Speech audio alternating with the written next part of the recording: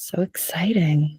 People want to get a little taste of hypnotherapy and then regression. As I put this together, regression is just this funny term, but it actually happens naturally all the time. So we'll talk about it today.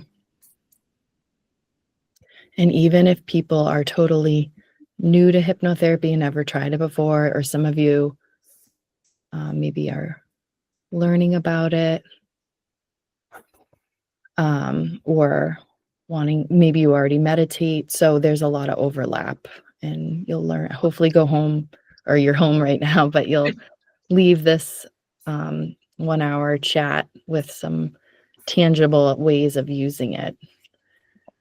We'll get going. Right. Good. Okay, so bear with me. I'm excited, and there's a lot of information here, but I'm going to try to be clear and concise. So we'll start here. This is our roadmap for tonight.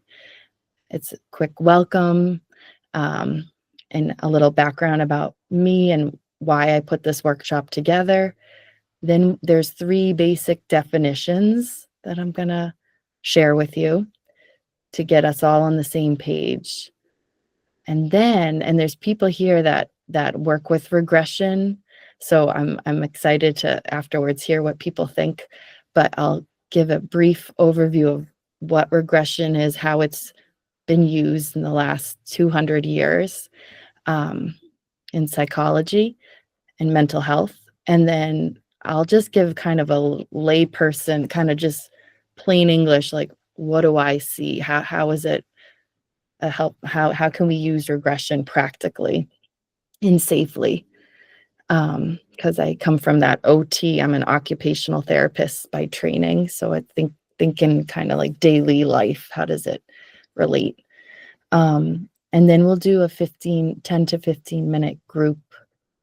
So a group experience, and I have an alarm set, so we start that at a certain time. And welcome, Denise. Everybody just trickling in. You can mute yourself because we'll have time at the end to chat. But if you're having a technical issue, speak up. Right now, you should all see a slide that says roadmap. It's just for the next, for the workshop and where we're going to go. So try to take your questions or thoughts that you have and jot them down so you don't forget them for the end. But the main focus is hopefully we all leave here feeling more positive. And I also want to share with you some offerings that I have here in Wakefield, Massachusetts, and also virtual. So we're doing good. I've already said this, but I really want everybody to know how pleased and excited I am to have a group here interested in hypnotherapy. And I'll share about myself. So that's me with some headphones on in my office with a pretend client, my coworker. She does myofascial release, which is a body work technique. But in my office, I have noise canceling headphones for a couple people. Families sometimes come to see me, a mother and a child. So I have my nice audio equipment, and this is my full-time job now as a clinical hypnotherapist, but I've been for 12 years, an occupational therapist coming up on 12 years, and I'm staying active with that as well. But they are 2 distinct areas of training, and I'm operating now as a hypnotherapist. So that's my background, the occupational therapy. I've seen people, I went a little too button happy right there. So I've seen people across the lifespan, children,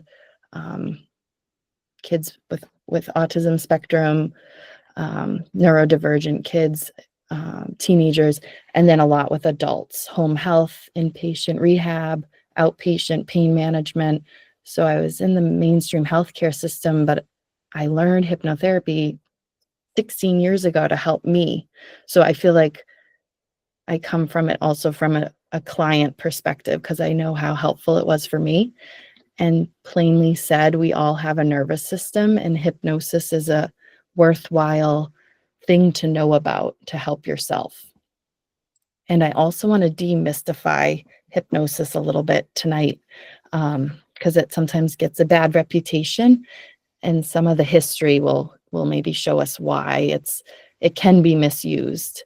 But a lot of social workers, psychologists, psychiatrists, nurses, doctors, OTs, PTs, we use guided imagery, visualization, meditation, hypnosis. So I want hopefully people to feel like it's just another tool. And lastly, I hope we have some fun. So some of the not boring stuff, but the nitty gritty. Hypnosis is it. Sometimes people think, oh, stage hypnosis or mind control, but plainly said, hypnosis is a natural state of focused attention or heightened focus, and usually openness or being more receptive in that state of mind. So even scrolling a phone or watching TV and the commercials come on, they're capitalizing on the natural state of hypnosis, or a doctor-patient relationship, which can be very top down, which I don't agree with, but power dynamics can create that state of being really open and receptive to what somebody's going to say to you. But if you can use it for your own benefit, you're ahead of the game. And it happens naturally, like highway hypnosis. Little children are in and out of hypnotic states of heightened focus with their imagination. They're absorbing so much. And then as adults, it can happen with strong emotions when we get hangry or frustrated. So strong emotions can put us into hypnotic states. And we're only focused on one thing. And then hypnotherapy is a way of using it therapeutically. And it ethically, when it's used correctly, and using the client as the source of inspiration and following the client's lead of what their goal is, it can promote healing and growth, changes in perspective, and changes in behaviors or habits. And it can even help with body rest and healing, overactive nervous systems, quieting down stress. So, but it's at the level of the subconscious mind, which we'll see other techniques like internal family systems, which I'm not trained in, but um, I've heard good things about it. It's done more in a conversation, whereas hypnosis is purposefully guiding you into this altered state of consciousness. And then regression, which is what I wanted to delve into a little bit today. You think of regression, oh, they're regressing to a younger age, or they stopped potty training. We might think of it as like a bad thing in development, but regression could be thinking back to an old memory, feeling nostalgic, remembering a time from long ago. But when used in therapy, it's a process of guiding a person's awareness back to past memories, past experiences, and then looking at it or understanding it with more clarity.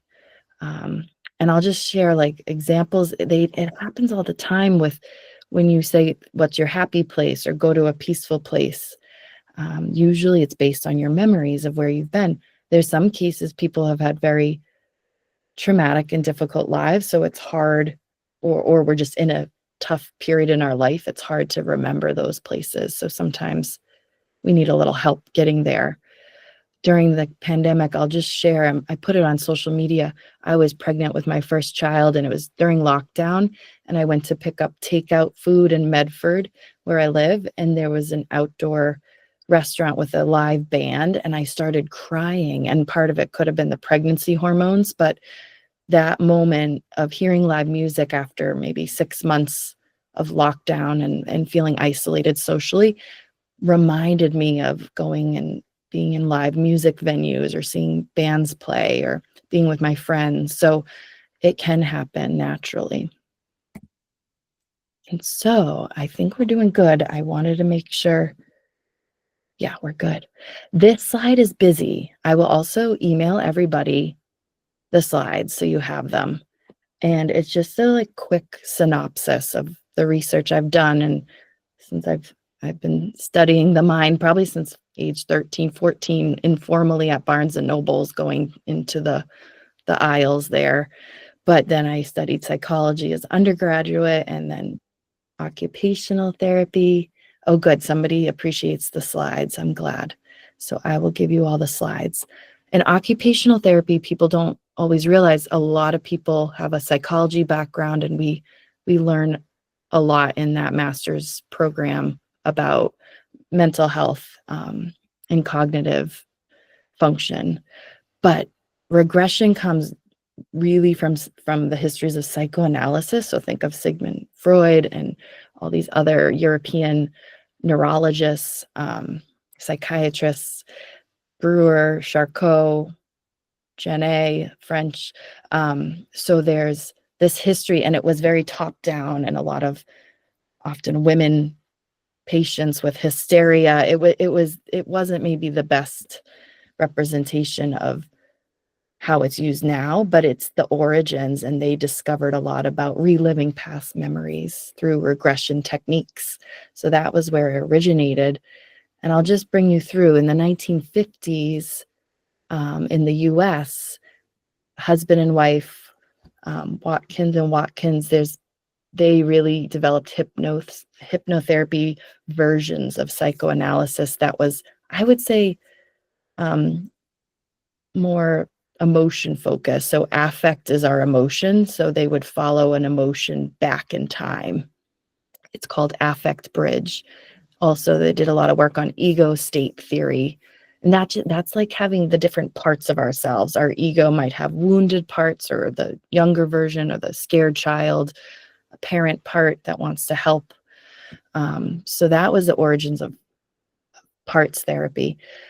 Tonight, we're going to do a more simple Milton H. Erickson version. He's known as the father of modern hypnosis or hypnotherapy.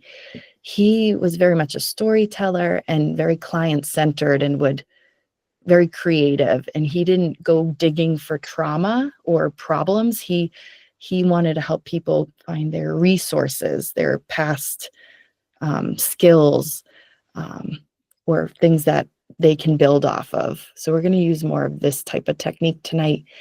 And then in the 70s and 80s, all sorts of development and trauma in the world of trauma therapy, somatic experiencing, many of you might have heard of, but it's focusing in on the body and getting messages from the body, connecting with the body. And then EMDR is, I'm getting it myself personally for some processing of childhood, and I don't know, it's really great for how I'm experiencing it. Inner child work is also an area of psychology or psychotherapy. And then internal family systems is done more in conversation, to what I understand. I feel EMDR is quite hypnotic, and I think other people agree. And Dr.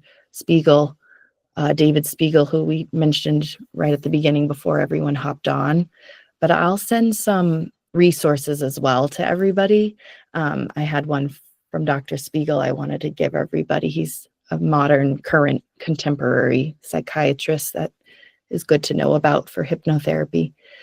There was some controversy in the 80s and 90s, and you might have heard, where sexual abuse, especially in children, was either reenacted, or memories were coaxed out of children, and sometimes they were false memories.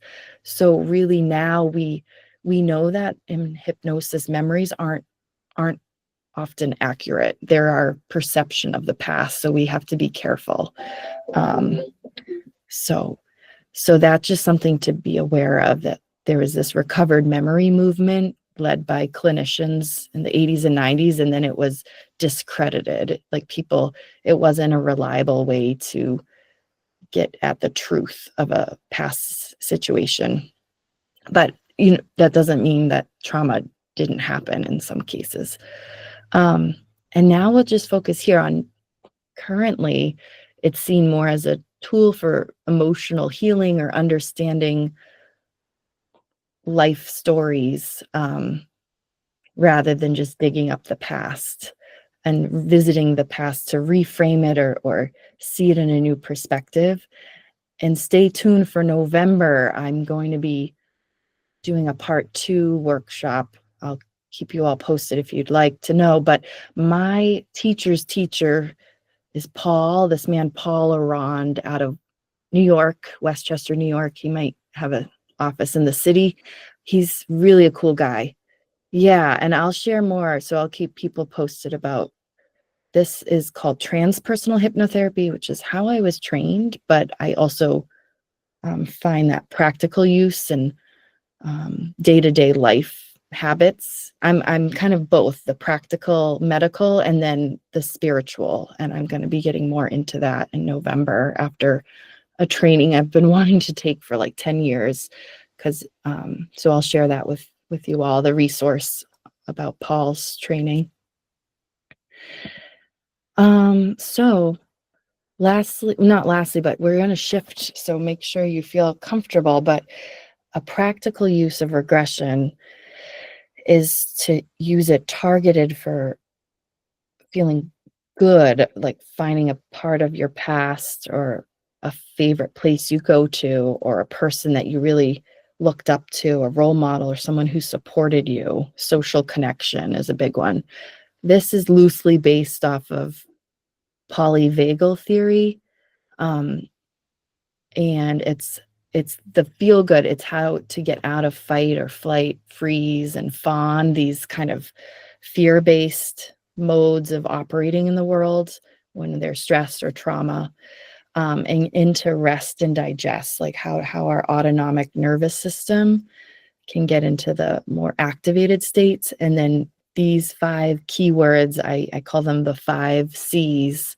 So I help people in my one-on-one sessions. Not everybody can feel calm right away. Maybe they feel curious. People with ADHD or very active minds, they can't slow down that easily. So maybe I keep them busy with guided imagery and excitement. Today we're going to focus on confidence and finding inner strength from the past, something in your past. Social connection, feeling loved and supported, comfort, people that have pain or anxiety, or so yeah, comfort is a big one. And then calm and relaxation is usually a hopeful outcome of hypnotherapy. So this is where yes, here we are. I think everybody's here. So if you can find a safe and comfortable place to sit down. I prefer sitting upright for this one, if you can. But if you're lying down, that's fine too. If you're walking around, I know someone's doing some childcare, just listen and do your thing, as long as you're not driving a car and just doing something safe in your home. And this will be a guided hypnosis experience using regression, a little bit of affect bridge. I might have mentioned affect means emotions, so connecting with some feel-good emotions and bringing you back. Age regression means a different time in your life, usually younger. There is future self or progression, like your age is progressed and you're seeing yourself in the future, which is kind of cool. But today we'll do kind of connecting with your past to feel emboldened or strong and confident and just more resilient in everyday life. So here we go. Try to mute yourself if you haven't, just so we don't have interruptions. And we'll just check in with posture, take a sip of water.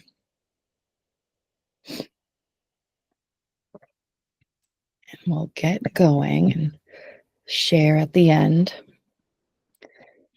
So with your eyes closed or gazing softly ahead, begin to take slightly slower breaths, gentle breaths in and out, with the exhales slightly longer and slower, softening the body with the exhales, dropping the shoulders slightly. And with each breath, the body settles a little more deeply into comfort, into the support beneath you. Breathing in, breathing out. Just let the outside world fade if there's noises or distractions. Just briefly acknowledge them and bring your attention back to the words that I'm saying. Allow your awareness to turn inward. And now, as you sit here, or whatever position you're in, imagine an anchor line of energy, just an idea of connection from the base of your spine, your tailbone, and allow this anchor line, this magical anchor, to drop downward through the chair, through the ground, down, steadily reaching into the earth, feeling more rooted so you can settle your muscles, your bones, breath flowing in and out, sitting perhaps a little taller. And then imagine down through the sole of the left foot, another anchor line drifts downward. These are energetic, they're magical connections, they're not set in stone, they're soft and helpful to keep you grounded, secure, and steady. And then drop one down from the sole of the right foot. And just notice how that feels, the spine, the tailbone, comfortable, and the 2 feet connected to the earth. Breathing in and out, holding steady, present in the here and now, just accepting where you're at and giving yourself gratitude for trying this technique tonight, and having these anchors holding space for you, feeling more rooted into the earth. Your body can relax and your mind can drift freely. Your mind can drift more freely. And then notice the breath again, each inhale and exhale, settling the body in a little further and deeper, more relaxed. The body may feel heavier, or maybe it feels light and airy like a willow tree, feeling calmer, more at rest. And every sound in the background simply supports this deeper focus, allows you to actually lean in, lean back, and relax. And now imagine time as a gentle river, this gentle flowing river. The present moment floats on top of the river or peeks out like a rock or a log. We can see it on the surface. And beneath the surface or in the current lies moments of life, just as strong and real and important as the present. We can connect with those past times, remembering, gaining strength from the things that we've been through, and held and safe, supported by the anchors, the comfort in your body. Allow part of your mind, part of your consciousness to float upstream or play or frolic in the river, exploring, carried back through the river of time, perhaps to different decades of your life, different roles you've played, lessons you've learned. And in a moment, I'll count down from 5 to 1, and you'll enter an earlier time in your lifetime when you felt really confident and capable, proud of yourself. Things were flowing well. You felt satisfied and content with how life was going, how you were showing up. And here we go, starting at 5, the anchors, holding steady while you breathe easily. Down to 4, the mind drifts back along the river. 3, finding a time in your life where you were in control, confident, and at ease. Things just flowed well. You stood tall and proud. 2, this energy of strength and confidence growing closer, and then all the way down to 1. Take a deep breath in, and here you are connecting with a past experience of inner strength, trust in yourself. See it now. Perhaps it's a memory, a clear memory, or just a feeling of confidence. It may be a moment when you rose above a challenge, or time you received encouragement and praise, support from someone you looked up to, someone who cared for you, or simply a time when you felt in balance and strong and focused. So see it now. Notice what's present in this memory, how the body feels, the posture, the breath, the sense of resilience, maybe even what clothing you're wearing, what age, the surroundings,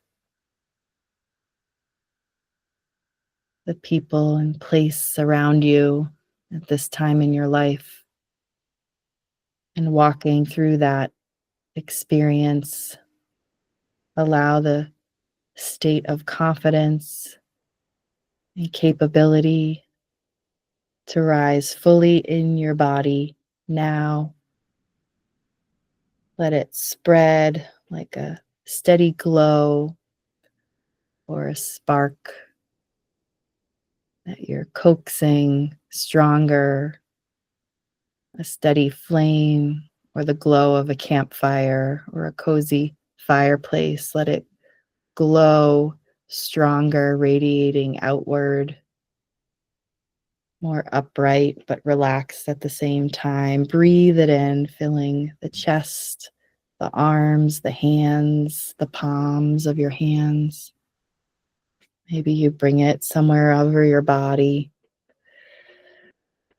on your temples or your chest or your belly, giving yourself this spark of energy and confidence. And know that this memory is alive. It is part of who you are, not just then, but now. Not only in the past, but here in the present moment, helping you move forward in your day-to-day life, carrying it forward into the future. Just enjoy that time in your life, the sensations, the feelings, other people's expressions of gratitude and awe. Maybe they're thankful and impressed, appreciative. And now returning to the river, looking into the river, pretending you catch a glimpse of your reflection. It's this earlier self, looking at yourself now, connecting eye to eye with this earlier version of you, this time when you felt so confident, strong, and focused, full of vitality. And notice in the reflection how they stand, the sparkle, the light in their eyes, the bravery, in their chest, in their heart. And now, in whatever way feels good to you, maybe you step in the water or raise some water up to you, but combine and merge and connect with this reflection, blending gently that past confident self with the present self, your current day-to-day life. You have more experience and wisdom now, and invite that confident younger version of you to come forward. The vibrations merge, taking the best of both versions, feeling full of patience and wisdom, yet strong and confident, youthful and vibrant, capable and resilient as you move forward. Spend the next period of quiet moments just allowing that integration to complete. Invite that younger version of yourself to come fully forward and connect with that.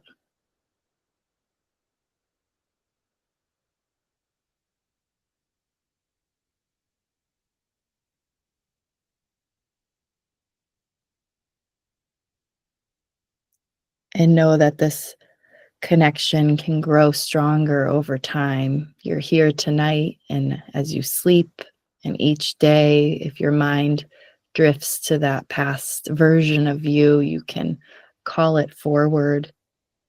And from this moment onward, you can connect water, the river of your life, even a sip of water, or taking a nice shower, washing your hands. Connect water as a reminder to that inner confidence and strength. With every sip, the body takes in not only hydration and refreshment, but also this boost of confidence and wisdom, nourishing your resilience, strengthening your sense of calm and presence, showing up fully every day. Whenever water is taken in, or whenever you connect with water, this resource is renewed. That inner strength and confidence grows stronger.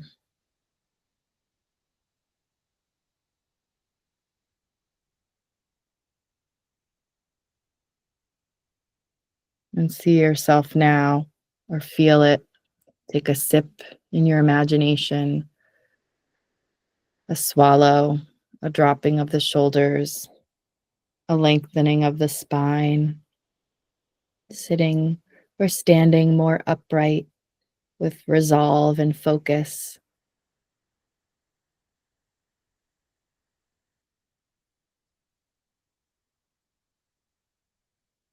And in a few moments, we'll all come back together to the waking day-to-day consciousness.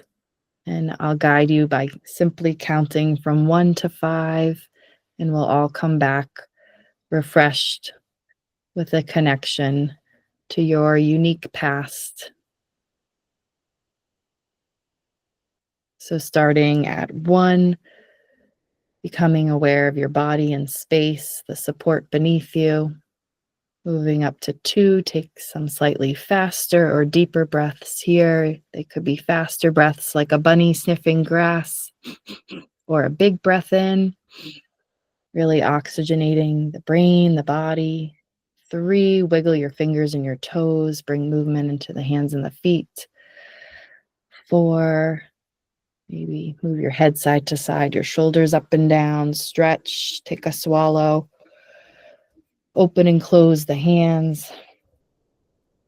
And then all the way to 5, eyes open if they haven't already, coming all the way back, imagining your river, your history, all the life lessons, and pulling forward the inner strength and confidence, combining it with your current wisdom and knowledge of where you're at now, but moving forward with a little more boldness and bravery. And so you just did it. I wanted to end by 8:12, so I did pretty good for that part. So maybe that was a 12-minute or so. Oh, no, that was more like 15 minutes. Yeah, about almost 15 minutes perhaps. And feel free, whatever was really strong for you or interesting or spontaneous ideas or images, write them down if you have paper nearby, or just put them in your mental note, and we'll share shortly. I just wanted to put in some information in the next slide before we wrap up, and I'll stick around. But I want to hear everybody who wants to share, and we can do that and after this slide. But take a sip of water, make sure you're all the way back, unless you want to drift to sleep because it is late and it's dark out in the Boston area. So I just want you all to know my main focus is working one-on-one with people, and I will send you all, even if you just mention the 12% code, that's a pretty unique number, so I'll remember you all came to this workshop. So that's over $50 off from. So 3 sessions I find is helpful if it's a specific goal, like smoking cessation. I'm helping someone with nail biting, which is kind of new to me, even though I've been doing this for 16 years, but she's 40 and she remembers age 5 doing it. So we've done some regression to earlier times in her life. And even, yeah, it's pretty neat what's happening.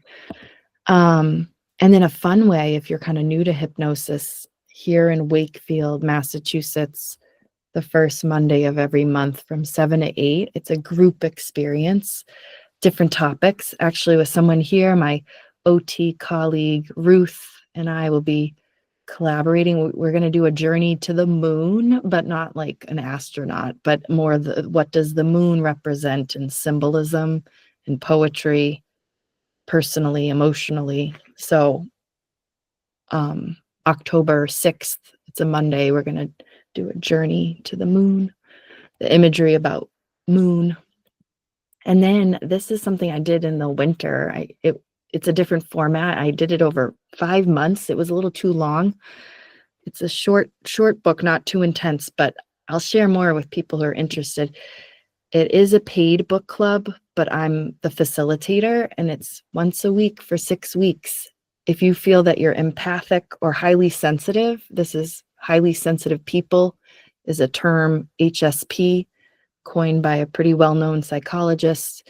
Empath has been coined by Dr. Judith Orloff. I think she's a psychiatrist, a medical doctor. So I have a book picked out, which is about boundaries, and that will be starting in mid-October, and it's virtual. And then anybody who says yes in the chat, I am recording the chat. I hope you're okay with that. You should have all clicked that this part's recorded. I'm going to stop it soon, but I'll have a log of who wants to be added to my email list. I'm not trying to bombard people. I just want, if there's something new coming up, I'll send out an email like twice a month. I'm not really that into crazy blogs and too much on the internet, but it is a great tool. So if you want to be on my email list keep in touch. I will put you on my email list. And then here is just where I work. It's so beautiful. It's this wellness center in Wakefield. I feel so lucky. I gave my notice to my last job without knowing where I would be. I don't know. I kind of had an idea I'd be in this building, but I didn't know anything about this wellness center. Good. Okay. I see some yeses. So say yes if you want to be on my email list. Some of you might already be on it, but I'll double check. And you can always unsubscribe. It's one of those. So keep in touch. And the last slide is just sharing. You'll get a copy of the slides, everyone. But now I'm going to stop the recording. Let's see if I can do that. Yep, stop recording, stop recording.